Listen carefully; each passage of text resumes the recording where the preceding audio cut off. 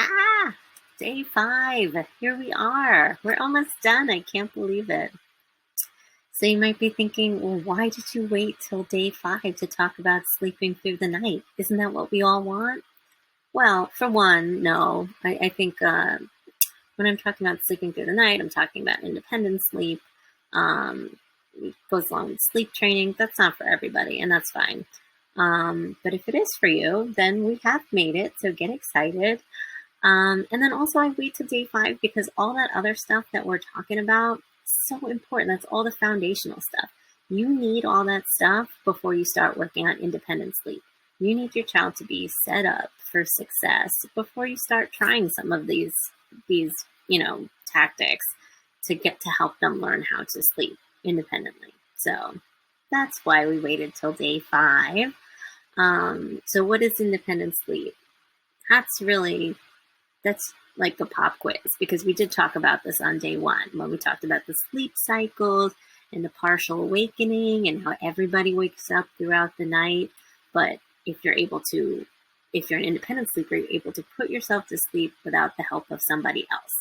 And so independent sleepers during that partial awakening continue to the next sleep cycle and therefore sleep through the night. So what are the keys to independent sleep? So putting your child to bed awake is super important. Sometimes that gets overlooked, but yes, you need to put your child to bed awake so that they're able to fall asleep on their own. Understanding sleep associations, which we also mentioned day 1, but I'm going to go into more detail today. Wait time, consistent response, and a cheery good morning. So I'm sure you've heard the term drowsy but awake, and some people just hate that term. I don't hate it. I do remember being very confused about what it means when I first heard it and tried to implement that. But basically, what you need to know is you need to put your child to bed awake. If you put them to bed asleep, that means that you have helped them fall asleep. This is all for independent sleep, by the way. If you're not interested in independent sleep, if you're fine helping your child back to sleep, no problem. You can listen in, see if there's anything that suits you. Maybe not, maybe just skip it, use the other stuff. But anyway, so back to the independent sleep, you need to put them to sleep awake. Because if you put them to sleep while they're sleeping, then a lot of times, one, when you go to put them in, like they can feel you like lowering them and then they jolt awake. But 2, even if they don't, when they do wake up in between sleep cycles, they're going to need your help to go back to sleep. So drowsy but awake is you're finding that time. That's why we do this thing with the schedules and the bedtime routine. You're finding that right time where the sleep pressure is there. All the things that we've been talking about is there. They're ready for sleep, but they're still awake. So they'll be falling asleep on their own independently. Now, sleep associations are not bad or good. It's just like a behavioral thing. Basically, if you remember back to that first day, you're drowsy, and then next step is light sleep. So between drowsy and light sleep, whatever is happening there for you is how you're going to be falling asleep. That's what you're associating with sleep. So now if your mama is rocking you while you're drowsy and she rocks you until you fall into light sleep and then tries to gently place you in the crib and go away, then you're associating rocking with sleep. You're going to need to be rocked to go to sleep. That's a sleep association. Is it bad? No. Does everybody want to do it every time they wake up for a sleep cycle? Also no. So again, all depending on who you are and what you want for your family. But for those who are looking for more independent sleepers, you're going to want more independent sleep associations. So things that babies or toddlers can have in their room that they can do on their own, that they don't need your help, but also can help them go to sleep. So for instance, using white noise. If they use a pacifier, I'm not against pacifiers. I do think that there is a time limit to the use that their usefulness, but I'm not against them. Thumb sucking, having a lovey for those who can have them, not infants, having a lovey at like 12 months. A dark room, those are all sleep associations that tell the baby that it's time to go to sleep. And independently, they don't need you. They don't need you to come in and continue to make the room dark. or put their thumb in their mouth. Don't do that. Like people do that. Don't do that. Anything where you're doing something like that and they're going to need you to come back.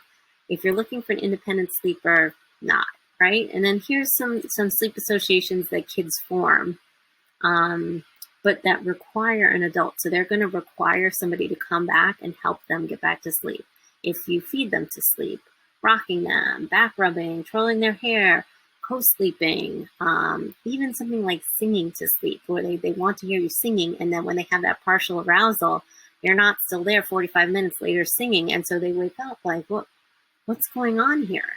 The way that they fall asleep is the way that they're going to want to fall back asleep when they have those partial awakenings. So that's something that you just need to think about. Think about your bedtime routine. Think about how your child needs to fall asleep right now. What is it that they have in there? And then for older kids too, this can happen. This could be like the way you tuck them into the bed. Sometimes, kids, you want to be fun and cute. You want to tuck them in real tight, right? And then they fall asleep, but then they wake up in the middle of the night and they're coming over to your room and they're like, hey, I need to be tucked in again, because it's not something that they can do on their own. So just be mindful of the way in which you put your child to sleep, because they might want those same things again when they wake up in the middle of the night. So that's what a sleep association is. Not bad or good, just what they will need to go back to sleep. So you have to decide for yourself. So when I work with my clients, I have, a whole bunch of different techniques. I have just a whole array of, how involved do you want to be? If you want to be super involved in the room and super hands-on, we're going to do it this way, and it's going to take a little while. Or if you want to be like more hands-off, we'll do it this way and it'll be a little bit quicker. Or there's, all these different ones in the middle, like we'll do a little bit of this, a little bit of that. And, when you work with a family, you can kind of hand pick, what works best for them. Since I don't know you really, even though we spend 5 days together, I'm just going to kind of talk in general of what you could do for your nighttime response to help your child learn to sleep independently. Waiting is just very important. Like why is it important to wait? Because you're giving your child time to learn how to fall asleep. So if they cry and then you rush in, you're really, the child is just teaching you to go to them when they cry, instead of you waiting and giving that space. Especially if you know the sleep environment is good and the schedule is right, that they're tired, that they feel comfortable in their environment. You just need to give them a little bit of time. They're learning a new skill, so you want to wait. How long to wait? I mean, that when I'm talking just about you and your family, that's up to you. People have a whole bunch of different ideas about how long they can wait. I say, do what feels comfortable for you. Some people will choose a time, for instance, 5 minutes, and stick with it. When they cry, we'll always wait 5 minutes, before we go back in. Some people will choose the time, and then after 5 minutes, they feel like, or they do 5 minutes a couple times, and they're like, I just feel like it's not enough time. Then maybe they'll extend it. Maybe they'll do 5 minutes and then 10 minutes.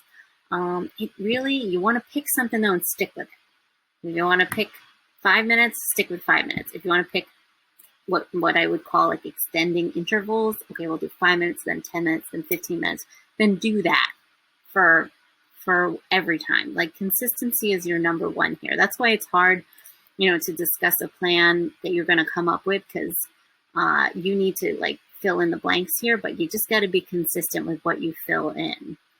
And that goes along with what the next thing says.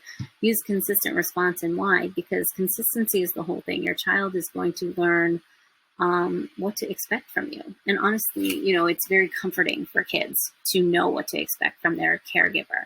They'll learn to expect, when I cry, they don't come right away, but they do come back after this much time.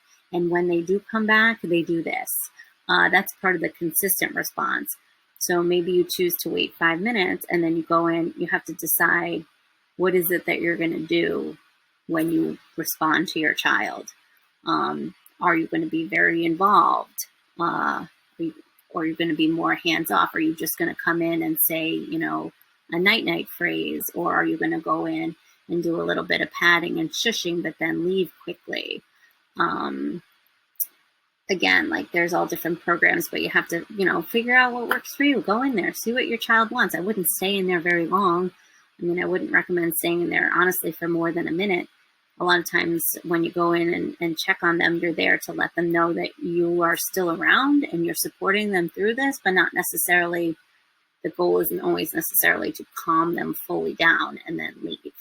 But again, do what feels right to you and stay consistent with it. And then at the end, the cheery good morning. So when you respond to your child at night, it should look whichever way you're thinking right now, however long you want to wait, whatever you want your response to be when you're in the room. That should all be very different, though, than the cheery good morning. That should all kind of come like in a dark room, and you're not turning on the lights and pulling them out of the crib and doing all this crazy stuff. You're keeping it very nighttime. But then when it's time to wake up, cheery good morning, which I normally say is anytime after 6 o'clock that they're up. You go in there, you could sing and hello and good morning. I'm so happy to see you, and start our day together.